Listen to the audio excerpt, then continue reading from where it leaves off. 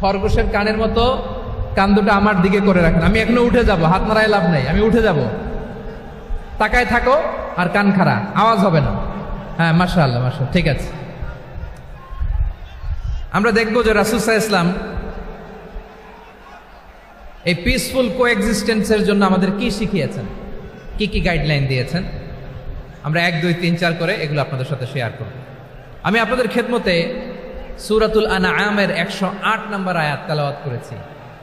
এখানে আল্লাহ রাব্বুল ইজ্জা ওয়াল জালাল তিনি ইরশাদ করছেন, ওয়ালা তাসুব্বুল্লাযীনা ইয়াদউনা মিন দুনিল্লাহি ফায়াসুব্বুল্লাহা আদওয়ান বিগাইরি ইলম কাযালিকা যায়্যান্না লিকুল্লি উম্মাতিন আমালাহুম সুম্মা ইলা রাব্বিহিম মারজিউহুম ফায়ুনাব্বিউহুম বিমা কানু ইয়ামালুন। রব্বুল আলামিন বলেন, গোলাম ও আমার ইমানদার বান্দারা শোনো শোনো, ও আমার বিশ্বাসী বান্দারা শোনো শোনো, লা তাসুব্বুল্লাযীনা ইয়াদউনা মিন দুনিল্লাহ ফায়াসুব্বুল্লাহা আদওয়ান বিগাইরি ইলম।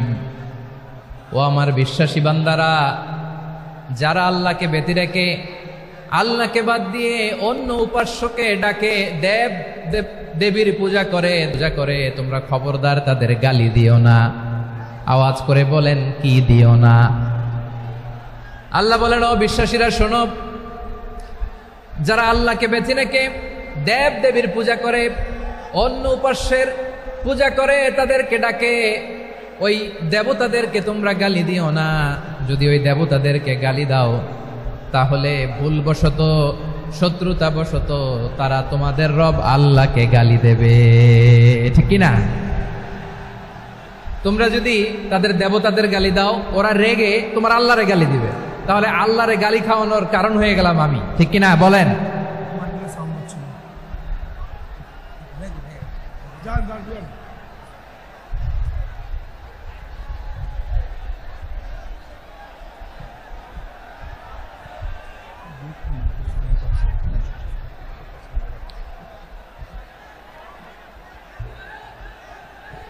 সম্মানিত ভাইয়েরা, এত বিশাল প্রোগ্রাম, মাইকের একটা সেটআপ থাকে, তারগুলো অনেক সময় নড়ে যায়, ধাক্কা ধাক্কিতে ডিসপ্লেস হয়, একটু ঝামেলা হবে।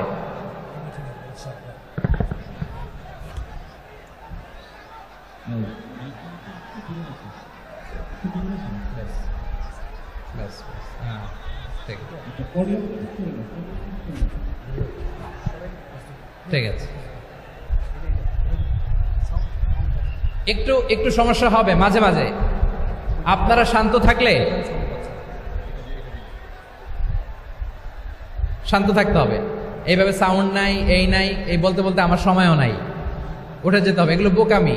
এই বিভাগীয় প্রোগ্রামগুলোতে যাই, চিৎকার চেঁচামেচি করে তোমরা আসো, সময় শেষ, আমাকে উঠে যেতে হয়। আমরা তো বঞ্চিত হলাম। গুরুত্বপূর্ণ অনেক কথা শোনাবো তোমাদের, অনেক।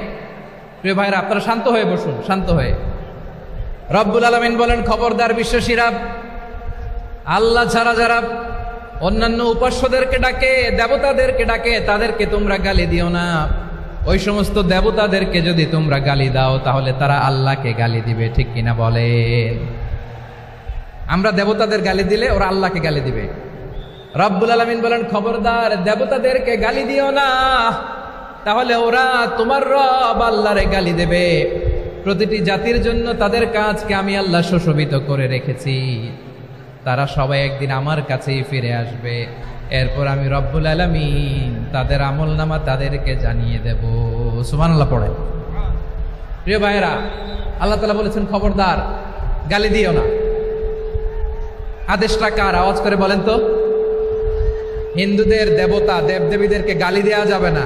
আওয়াজ করে বলুন প্রিয় ভাইয়েরা, এই আদেশটা কার? এই আপনাদের গলার আওয়াজ। অন্য ধর্মের দেবতাদেরকে যে গালি দেওয়া যাবে না, এই আদেশটা কার? আরো জোরে বলুন, কার? গালি দিবেন কোন দেবতাকে? দিবেন? যদি দেন তাহলে ওরা আল্লাহরে গালি দিবে। তাহলে আল্লাহরে গালি খাওয়াইলো কে? আপনি, ঠিক কিনা বলেন? আমি আল্লাহকে গালি খাওয়ানোর কারণ হলাম। কারণ আমি যদি গালি না দিতাম ওরা আমার রবকে গালি দিত না। আওয়াজ করে বলেন ঠিক কিনা? তাহলে প্রিয় ভাইয়েরা, ইসলাম আমাদেরকে শিখায়, সূরাতুল আনআমের 108 নম্বর আয়াত থেকে আমরা বুঝলাম কোনো ধর্মকে ছোট করা যাবে না। অন্য ধর্মকে ছোট করা মানে ইসলামকে ছোট করা। অন্য ধর্মের দেবতাকে গালি দেওয়া মানে আল্লাহকে গালি খাওয়ানো। আওয়াজ করে বলেন ঠিক কিনা? খবরদার, এটা করা যাবে না। আর অন্য ধর্মের দেবতাকে যদি আপনি গালি দেন, ওরা ইসলাম থেকে দূরে সরে যাবে। যাও ইসলামের প্রতি আকৃষ্ট হয়েছিল আর কোনোদিন ইসলামের ধারে কাছে আসবে না। আওয়াজ করে বলেন ঠিক কিনা? এজন্য কখনো কোনোদিন অন্য ধর্মের দেবতাদেরকে গালি দেওয়া যাবে না। অন্য ধর্মের কোনো দেবতাদেরকে আমরা গালি দিব না, গালি দিব না, বরং ইসলামের beauty, the beauty of Islam, ইসলামের সৌন্দর্যকে আমরা তুলে ধরব।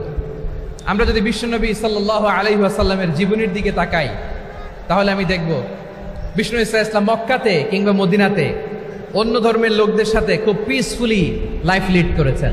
হোক মুশরিক, হোক খ্রিস্টান, হোক ইহুদি, বিশ্বনবী সবার সাথে মিলেমিশে ছিলেন। আলহামদুলিল্লাহ বলেন। ইসলাম হচ্ছে পিসফুল রিলিজিয়ান। অন্য ধর্মের প্রতি সহনশীলতার সবক ইসলাম আমাদেরকে দেয়। কিন্তু প্রতিটি মুসলিমের এটা মনে রাখতে হবে, আল্লাহর কাছে পছন্দনীয় গ্রহণযোগ্য ধর্ম, জীবনাদর্শ একটি, সেটা হচ্ছে ইসলাম। আওয়াজ করে বলেন সেটা কি? লালমনিরহাটের ভাইয়েরা আওয়াজ করে বলুন, আল্লাহর কাছে মনোনীত ধর্ম একটি, সেটা কি? এজন্য রব্বুল আলামিন বলেন, ইন্নাদ-দীনা ইনদাল্লাহিল ইসলাম, আল্লাহর কাছে মনোনীত গ্রহণযোগ্য অ্যাকসেপ্টেড ধর্ম মতাদর্শ একটা, সেটা হলো ইসলাম। ইসলাম ছাড়া অন্য কোনো ধর্ম যদি কেউ তালাশ করে, তার ওই ধর্ম আল্লাহ গ্রহণ করবে না। ওমাই ইয়াবতাগি গায়রাল ইসলামি দীনান ফালাই ইউকবালা মিন ওয়া হুয়া ফিল আখিরাতি মিনাল খাসিরিন।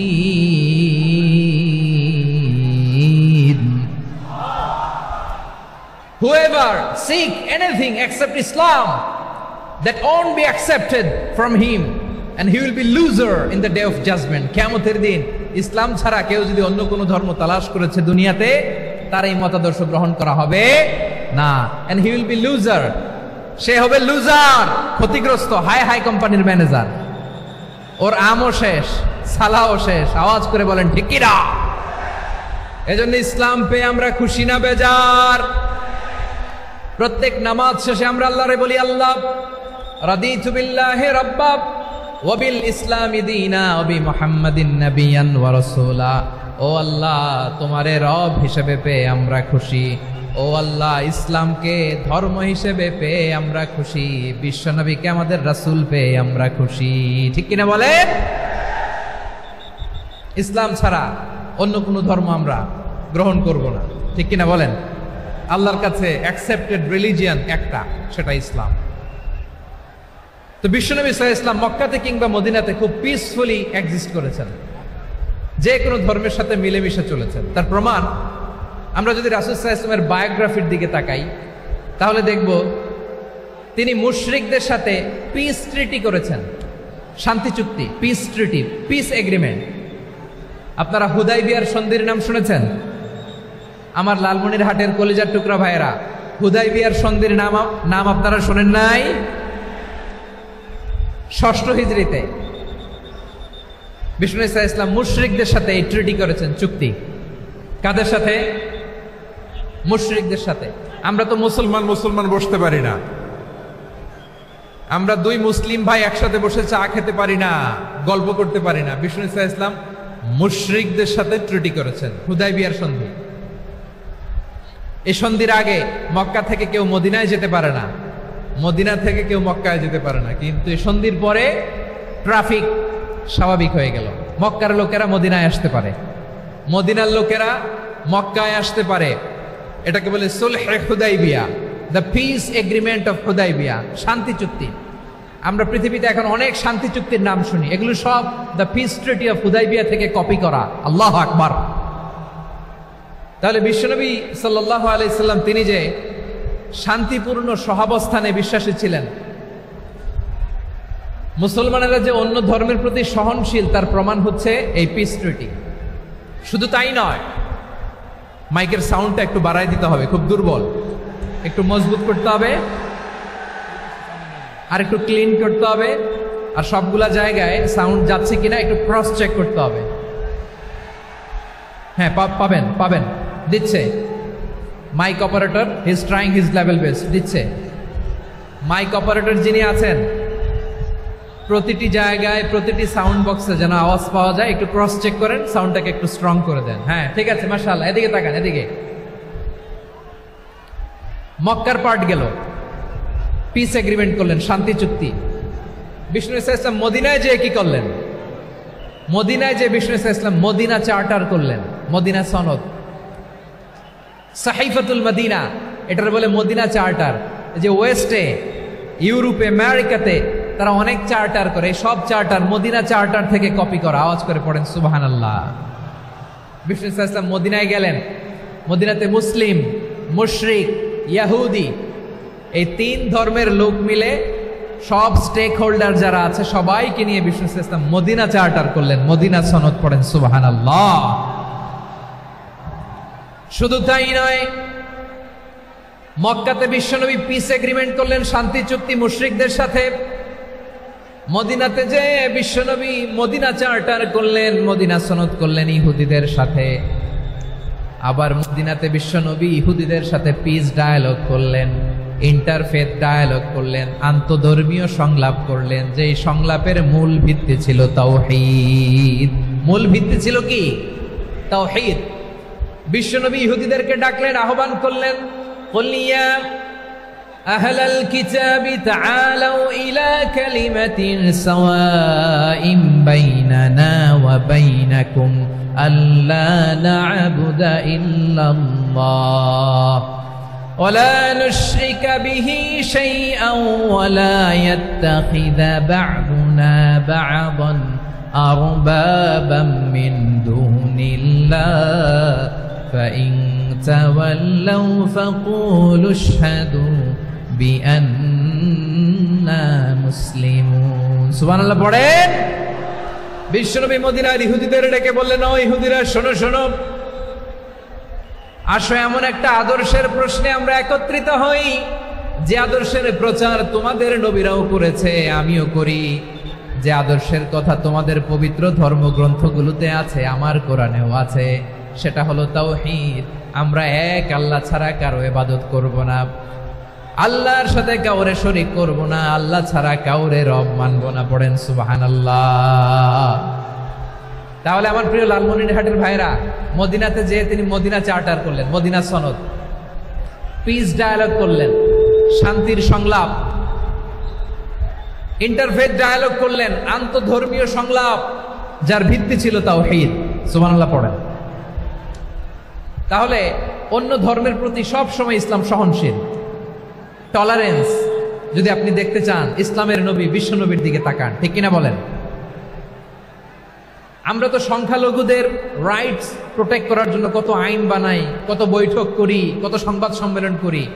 বিষ্ণু সাল্লাল্লাহু আলাইহি ওয়াসাল্লাম সংখ্যালঘুদের রাইটসের ব্যাপারে, অধিকারের ব্যাপারে যে কথা বলেছেন, শুনলে আপনি অবাক হয়ে যাবেন। বিশ্বনবী বলেন, আলা মান যালামা মুআহাদান আও ইনতাকাসাহু আও কাল্লাফাহু ফাওকা তাআতিহি আও কাল্লাফাহু ফাওকা তাকাতিহি আও আখাযা মিনহু শাইআন বিগাইরি তিবি নাফসিন ওয়া আনা হাজিজুহু ইয়াউমাল কিয়ামা। খবরদার, জেনে রাখো, কেউ যদি কোনো সংখ্যালঘুর উপরে অত্যাচার করে, কোনো সংখ্যালঘুর প্রাপ্য থেকে যদি কেউ কাউকে ঠকায়, সংখ্যালঘুর উপর যদি কেউ কষ্ট দেয়, কোনো সংখ্যালঘুর সম্পদ যদি কেউ জোর করে কেড়ে নেয়, আমি কিয়ামতের দিন বিশ্বনবী ওই সংখ্যালঘুর পক্ষে আর ওই মুসলমানদের বিপক্ষে বাদী হয়ে দাঁড়াবো। সুবহানাল্লাহ বলতে পারলেন না? আল্লাহু আকবার। আপনি নামাজি, আপনি মুসল্লি, আপনি হাজী সাহেব, তাহাজ্জুদ পড়তে পড়তে কপালে দাগ ফেলে দিছেন, আপনার প্রতিবেশী হিন্দু, ভাবছেন আমার তো পাওয়ার আছে, ওর জমিটা দখল করি। বিশ্বনবী বলেন, কিয়ামতের দিন ওই হিন্দুর পক্ষে তোর বিরুদ্ধে আমি বাদী হয়ে দাঁড়াবো। পৃথিবীর কোন ধর্মে এরকম স্টেটমেন্ট পাবেন? পাবেন? আপনি ভাবছেন আপনি নামাজ পড়লে হাজী সাহেব কপালে দাগ ফেলায় দিলে আপনি সেলসালায় জান্নাতে চলে যাবেন না? খবরদার। বিশ্বনবী বলেন, কোন সংখ্যালঘুর উপর যদি কেউ আক্রমণ করে, তার প্রাপ্যতাকে না দিয়ে যদি তাকে ঠকায়, তার উপর জুলুম করে, তার সম্পদ যদি কেড়ে নেয়, আমি নবী, তুমি মুসলিম হইতে পারো, মুসল্লি হইতে পারো, তার পক্ষে তোমার বিপক্ষে আল্লাহর দরবারে বাদী হয়ে দাঁড়াবো। আচ্ছা লালমনিরহাটের ভাইরা, কথা বুঝতে পারলে আওয়াজ করে উত্তর দেন। বিশ্বনবী যদি কারো বিপক্ষে দাঁড়ায় কিয়ামতের দিন, আই রিপিট, আমি আবারও বলছি, বিশ্বনবী যদি কিয়ামতের দিন কারো বিপক্ষে দাঁড়ায়, ও তো সেলসেলায়া জান্নাতি, তাই না? জান্নাতি না? যে নবীর সুপারিশ ছাড়া জান্নাতের গেটও দেখা যাবে না, ওই নবী যদি বলে তোর বিপক্ষে আমি বাদী হয়ে দাঁড়াবো, ওই জান্নাতে আর ঢোকার কোনো সুযোগ আমাদের থাকবে? এখানেই শেষ না আমার প্রিয় লালমনিরহাটের ভাইয়েরা, এখানেই শেষ নয়। বিশ্বনবী বলেন মান কাতালা মুআহাদান, বুখারীর বর্ণনা, মান কাতালা মুআহাদান লাম ইয়ারাহ রাইহাতাল জান্নাহ। কেউ যদি, কোন মুসলিম যদি অন্যায়ভাবে কোনো সংখ্যালঘুকে হত্যা করে, কোনো হিন্দুকে হত্যা করে, কোনো বৌদ্ধরে হত্যা করে, অন্যায়ভাবে কোনো মুসলিম যদি কোনো সংখ্যালঘুরে হত্যা করে, জান্নাতে যাওয়া তো দূরের কথা, ওই মুসলিম জান্নাতের ঘ্রাণও পাবে না। সেই বুখারীর বর্ণনা, মান কাতালা মুআহাদান লাম ইয়ারাহ রাইহাতাল জান্নাহ ওয়া ইন্না রিহাহা লা ইউজাদু মিন মাসিরাতি 40 আমা। যে জান্নাতের ঘ্রাণ 40 বছর দূরের রাস্তা থেকেই পাওয়া যায়। সুবহানাল্লাহ পড়েন। প্রিয় ভাইরা, এখান থেকে জান্নাতে পৌঁছতে লাগবে 40 বছর। এত দূর, কত বছর? সবাই বলেন কত বছর? এখান থেকে জান্নাতে পৌঁছতে লাগবে 40 বছর। এত দূরে থাকতেই জান্নাতের ঘ্রাণ আপনার নাকে এসে ধাক্কা মারবে। বিষ্ণুই বলেন, যে ব্যক্তি কোন সংখ্যালঘুকে হত্যা করে, জান্নাতের ঘ্রাণ তো পাবেই, জান্নাতে তো ঢুকতে পারবেই না, জান্নাতের ঘ্রাণও তার নাকে লাগবে না। পড়েন নাউযুবিল্লাহ। তাহলে সংখ্যালঘুদের ব্যাপারে ইসলামে অধিকার দেয়া আছে না নাই? লালমনিরহাটের ভাইয়ের আওয়াজ করে বলেন, আমার সংখ্যালঘু হিন্দু ভাইদের রাইটস, অধিকার আমাদের ইসলামে প্রোটেক্টেড আছে না নাই? এখানেই শেষ না। বিষ্ণু ইসলাম আপনার অমুসলিম প্রতিবেশীর সাথে ভালো আচরণ করতে বলেছে। আমাদের হয় না, এটা মুসলিম পাড়া, ওটা বৌদ্ধ পাড়া, হয় না? অনেক সময় হয় না, এটা আমাদের মুসলিম পাড়া, ওইটা হিন্দু পাড়া, এরকম আছে না নাই? লালমনিরহাটে নাই না? আছে? হিন্দু যদি আপনার প্রতিবেশী হয় কি করবেন? ওরে কষ্ট দিবেন নাকি? কেন? ও তো হিন্দু, ও তো আমার আল্লাহরে ডাকে না, ওরে কষ্ট দিলে জায়েজ হবে না? খবরদার। বিষ্ণু ইসলাম বলেন, মান কানা ইউমিনু বিল্লাহ ওয়াল ইয়াউমিল আখির ফালিউকরিম জারাহ। যে আল্লাহ বিশ্বাস করে আর আখিরাতে বিশ্বাস করে, সেজন্য প্রতিবেশীর সাথে ভালো আচরণ করে। সুবহানাল্লাহ। কলিজা জুড়ায় যায় না আমার নবীর কথাগুলো শুনলে? যে আল্লাহ বিশ্বাস করে, যে আখিরাতে বিশ্বাস করে, সেজন্য প্রতিবেশীর সাথে ভালো আচরণ করে। এখানে বলছে মুসলিম প্রতিবেশী বলছে, নামাজি প্রতিবেশী বলছে, আল্লাহওয়ালা প্রতিবেশী বলছে না। প্রতিবেশী আস্তিক হোক নাস্তিক হোক, প্রতিবেশী মুমিন হোক মুশরিক হোক, প্রতিবেশী হইলেই তার সাথে ভালো আচরণের দরকার আছে না নাই? আমার প্রিয় লালমনিরহাটের ভাইয়েরা, বিষ্ণু ইসলাম ওনার ইহুদি প্রতিবেশীদের দেখাশোনা করতেন। আওয়াজ না শোনা যাক, আমারও তো দেখা যায়, আমারও তো দেখা যায়। তাকায় থাকেন, তাকায় থাকলে সওয়াব হবে। কোরআনের কথা যেখান থেকে হয়, এদিকে তাকায় থাকলেই বরকত। তাকায় থাকেন। জি জি, মাইক, আমি তো আর মাইক ঠিক করতে আসি না এদিকে, এই মাইক ঠিক করব, ওই মাইক ঠিক করব, ওদিকে পাইলট বলবে হুজুর চলে আসেন। জি বসুন, বসুন, মাশাআল্লাহ। হ্যাঁ, খুব শান্ত, ঠিক আছে। পুলিশ ভাইরা না খেয়ে দিনরাত আপনারা যাতে সুশৃঙ্খল একটা প্রোগ্রাম উপহার পান, এটাই চেষ্টা করতেছে। আপনাদেরকে কষ্ট দিতে আসে নাই, একটু একটু সহযোগিতা করেন। জি মাশাআল্লাহ। হ্যাঁ, ঠিক আছে। আমার প্রিয় ভাইরা, প্রতিবেশী আস্তিক হোক নাস্তিক হোক, মুসলিম হোক হিন্দু হোক, তার সাথে ভালো আচরণ করতে হবে। বিষ্ণু ইসলাম ওনার ইহুদি প্রতিবেশীর বাসায় যেতেন। কোন প্রতিবেশী? ইহুদি। আওয়াজ করে বলেন, কোন প্রতিবেশী? ইহুদি। এক ইহুদি কিশোর বিষ্ণু ইসলামের খেদমত করতে, ইহুদি ছেলে আমার নবীর খেদমত করতো। তারা ছিল নবীর প্রতিবেশী। তো অনেক দিন হয় ইহুদি ছেলেটা আসে না। বিষ্ণুনবী খোঁজ দিলেন, ঘটনা কি? একটা ইহুদি ছেলে না আমার খেদমতে আসতো, ছেলেটা কই? খোঁজ নিয়ে জানলেন ছেলেটা অসুস্থ। বিষ্ণু ইসলাম ওই ইহুদির বাড়িতে চলে গেলেন ওই ছেলেটাকে দেখা করার জন্য, ভিজিট করার জন্য। সুবহানাল্লাহ পড়বেন না? গেলেন, যে দেখে ইহুদি ছেলেটা মুমূর্ষ, জান জান যায় যায় ভাব, বিছানায় পড়ে আছে, তার বাবা দাঁড়ানো। বিশ্বনবী তার মাথার পাশে বসলেন, মাথায় হাত বুলিয়ে দিলেন, আর ছেলেটাকে বললেন, আসলিম, হে ইহুদি ছেলে, আসলিম, ইসলাম ধর্ম গ্রহণ করো। তো ছোট্ট ছেলে ভাবে আমরা ইহুদি, এখন ইসলাম ধর্ম গ্রহণ করলে আব্বা যদি বকা দেয়। ফানাযারা ইলা ওয়াজহি আবি, ছেলেটা তার বাবার চেহারার দিকে তাকালো, দেখি আব্বা কি কয়। আব্বা যদি বলে তাইলে ইসলাম ধর্ম গ্রহণ করবে। ইহুদি ছেলেটা তার বাবার দিকে যখন তাকালো, ওর বাবা বলে, আতি আবুল কাসিম, আবুল কাসিম যা বলে তাই করো। আবুল কাসিম হচ্ছে বিষ্ণু ইসলামের একটা কুনিয়াত, উপনাম। আমার রাসূলের বড় ছেলের নাম ছিল কাসেম। যেমন দেখবেন আমাদের এলাকায় কারো ছেলের বড় ছেলের নাম যদি হয় আব্দুল্লাহ, এরা আব্দুল্লাহর বাপ বলে ডাকে। কারো বড় মেয়ের নাম যদি হয় ফাতেমা, এরা কি ডাকে? ফাতেমার বাপ বলে না? তো বিষ্ণু ইসলামের বড় ছেলের নাম ছিল কাসেম। ইহুদি বাবা বলল, আতি আবুল কাসেম, আবুল কাসেম যা বলে তাই শোনো, মানে মোহাম্মদ যা বলে তাই শোনো। এই কথা শুনে ছেলে সাহস পাইছে, ছেলে আবার পড়তে আরম্ভ করলো, আশহাদু আল্লাহ ইলাহা ইল্লাল্লাহ ও আশহাদু আন্না মুহাম্মাদার রাসূলুল্লাহ, পড়েন আল্লাহু আকবার। বিশ্বনবীর আহ্বান শুনে ওই আহ্বানে সাড়া দিয়ে ইহুদি ছেলে শাহাদা পড়ে মুসলমান হয়ে গেল। তার হৃদয়টারে ঈমানের নূর দিয়ে আলোকিত করে দিল কে? প্রিয় ভাইরা, এবার রাসূল সাল্লাল্লাহু আলাইহি ওয়াসাল্লাম বের হয়ে আসলেন ঘর থেকে, আর বললেন, আলহামদুলিল্লাহিল্লাযী আনকাযাহু মিনান নার, প্রশংসা সে আল্লাহর, যে আল্লাহ জাহান্নামে চলে যাচ্ছিল প্রায় এমন একটা লোককে মুহূর্তের মধ্যে কালেমায়ে শাহাদাতের বদৌলতে জান্নাতি বানায় দিলেন। আওয়াজ করে পড়েন সুবহানাল্লাহ। এই হাদিস থেকে আমরা কি শিখলাম? What is the moral of the story?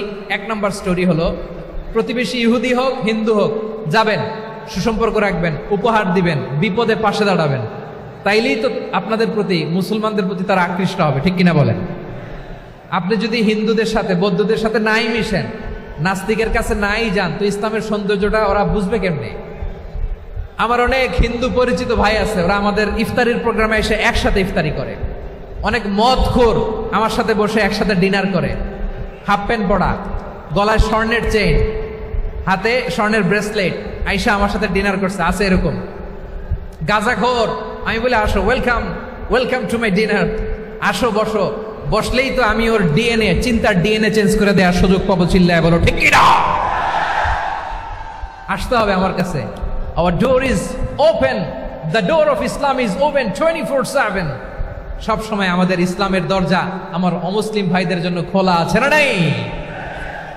এই হাদিস থেকে দুইটা শিক্ষা। এক নম্বর শিক্ষা, প্রতিবেশী মুসলিম হোক অমুসলিম হোক, যান, অসুস্থ হইলে একটু আপেল নিয়ে যান, আঙ্গুর নিয়ে যান, কমলা নিয়ে যান, তাদের সাথে ভালো আচরণ করেন। ইসলামের বিউটি দেখে, সৌন্দর্য দেখে অবাক হবে, নসিব ভালো হলে কোনোদিন কালিমা পড়ে মুসলমান হয়ে যাবে, ঠিক কিনা বলেন? তাহলে অমুসলিমের সাথে ভালো সম্পর্ক। বিশ্বনবী ইহুদির বাড়িতে গেলেন, ইহুদির বাড়ি, আর আমার মুসলমান ভাই আমার কাফের বলে, এরকম আছে না নাই? মুসলিমরা দেখতে পারে না, সহ্য করতে পারে। বিশ্বনবী সাল্লাল্লাহু আলাইহি ওয়াসাল্লাম ইহুদির বাড়িতে গেলেন, এটা একটা শিক্ষা। আরেকটা শিক্ষা হলো, ভাইরা ধাক্কা মারে এসে সামনে এসে কি লাভ? প্রোগ্রাম তো শেষ হচ্ছে, এখনই শেষ হচ্ছে। তো এই যে আমাদের বকশি ভাই ওয়াদা নিল, হাত তোলালো, মিম বলে এত কথা বললো, তো আমি জেলায় জেলায় যেয়ে খালি হাত নাড়াই তোমাদের জন্য নাকি? হ্যাঁ, হাত নাড়াই শুধু। এই ধাক্কাইতে ধাক্কাইতে এদিকে এসে হাত নাড়াইতেছে, হয়েছে তো, দেখলাম তো, ঠিক আছে, মাশাআল্লাহ, অনেক সুশৃঙ্খল, অন্যান্য যে কোনো জেলার জন্য সুশৃঙ্খল। আমার দিকে তাকাও, আমার দিকে তাকাও, ঠিক আছে। এই যে দাঁড়িয়ে আছে, একটা ছেলে নড়ে না, দেখছেন? মাশাআল্লাহ মাশাআল্লাহ মাশাআল্লাহ। হ্যাঁ, এইভাবেই। আর কয়েকটা মজাদার কথা আছে, শোনো। এই হাদিস থেকে আমাদের শিক্ষা হলো, আমার প্রতিবেশী যেই ধর্মের হোক আমি সম্পর্ক রাখবো। অসুস্থ হলে যাব, কি বলেন ভাইরা? যাবেন না? যাবেন না আপনারা? আচ্ছা, 2 নম্বর শিক্ষা হলো, বিষ্ণু ইসলামের খাদেম ছিল ইহুদি, এতদিন খেদমত করলো, একদিনও বিশ্বনবী ওরা কালিমার দাওয়াত দেয় নাই। কারণ কি? বিশ্বনবী একটা ভালো সময়ের অপেক্ষা করতেছিলেন, প্রপার টাইমিং। দাঈর কাজ হচ্ছে দাঈ ইলাল্লাহ, সে হচ্ছে সুযোগ সন্ধানী।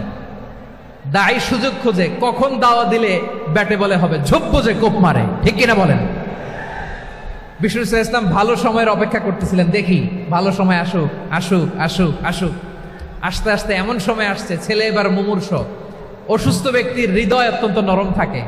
হসপিটালে যখন কেউ যায় তার হৃদয়টা বড্ড নরম থাকে, মৃত্যুর ভয়ে তার অন্তরটা নরম থাকে, ঠিক কিনা বলেন? এই প্রপার টাইমিং এর অপেক্ষা করতেছিলেন। যখনই টাইমিং পেয়েছেন দাওয়াত দিলেন, পড়ো লা ইলাহা ইল্লাল্লাহ, সুবহানাল্লাহ পড়েন সবাই। তাহলে ইসলাম অমুসলিম প্রতিবেশীর সাথে ভালো আচরণ করতে বলে। ইসলাম অমুসলিম মাতা পিতার সাথেও ভালো আচরণ করতে বলে। মাতা পিতা যদি অমুসলিম হয় তারা ফেলে দিতে পারবেন? পারবেন? আমার লালমনিরহাটের ভাইরা, অনেক হিন্দু ছেলে আমাদের হাতে শাহাদা পড়ে মুসলিম হয়, কিন্তু ওর মা মুসলমান হয় নাই, বাবাও হয় নাই। এরকম আছে না নাই? তো ও হয়েছে মুসলিম, মা বাপ হিন্দু, এখন মা বাপ কি বাদ? হ্যাঁ, মা বাপ বাদ দেয়া যাবে? যেই মা আপনারে 9 মাস 8 মাস পেটে ধারণ করলো, আপনার মায়ের নার ছেঁড়া ধন, আপনি ওই মারে বাদ দিতে পারবেন? যে মায়ের বুকের তাজা দুধ খেয়ে আপনি আজকে বাড়ন্ত তাজা তরতাজা, ওই মারে বাদ দেয়া যাবে? মায়ের এক ধারে দুধের দাম, কাটিয়া গায়ের চাম, পাপোশ বানাইলে ঋণের শোধ হবে না, এমন দরদি ভাবে কেউ হবে না আমার মাহা গো। মায়ের এক ধারে দুধের দাম, কাটিয়া গায়ের চাম, পাপোশ বানাইলে ঋণের শোধ হবে না, এমন দরদি ভাবে কেউ হবে না আমার মাহা গো, ঠিক কিনা? মাকে তো বাদ দেয়া যায় না। وَقَضَى رَبُّكَ أَلَّا تَعْبُدُوا إِلَّا إِيَّاهُ وَبِالْوَالِدَيْنِ إِحْسَانًا। আল্লাহ বলে অবধারিত 2টা ভার্ডিক্ট তোমাদের জন্য, এক আল্লাহর ইবাদত করবা আর মা বাবার প্রতি ইহসান করবা। আদেশটা কার? মা বাবার প্রতি ইহসান করতে হবে। আমার মা হিন্দু হোক ভালো আচরণ করতে হবে, বৌদ্ধ হোক ভালো আচরণ করতে হবে।